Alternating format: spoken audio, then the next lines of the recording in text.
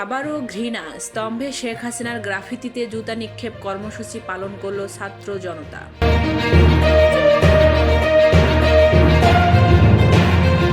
রমজানের দ্রব্যমূল্য স্বাভাবিক রাখতে কর্মকর্তাদের নির্দেশ দিয়েছেন প্রধান উপদেষ্টা।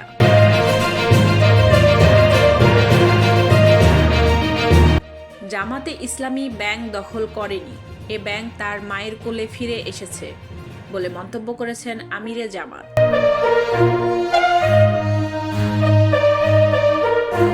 শর্ত পূরণ না করে নতুন দল নিবন্ধন পাবে না বলে জানিয়েছেন সিইসি। এস আলমের ৮ প্রতিষ্ঠানের ব্যাংক হিসাব ফ্রিজ করতে দুদকের চিঠি। আনিসুল হক ও সালমান এফ রহমানকে রক্ষার চেষ্টার অভিযোগে অতিরিক্ত পুলিশ সুপার সানজিদাকে সাময়িক বরখাস্ত। পরিস্থিতি যাই হোক, আর কোনো রোহিঙ্গা প্রবেশ করতে পারবে না বলে মন্তব্য করেছেন স্বরাষ্ট্র উপদেষ্টা।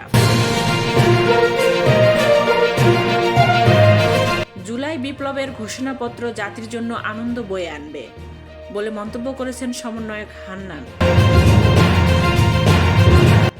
২০ জানুয়ারি থেকে বাড়ি বাড়ি গিয়ে ভোটার তালিকা হালনাগাদ শুরু, নির্বাচন কমিশন।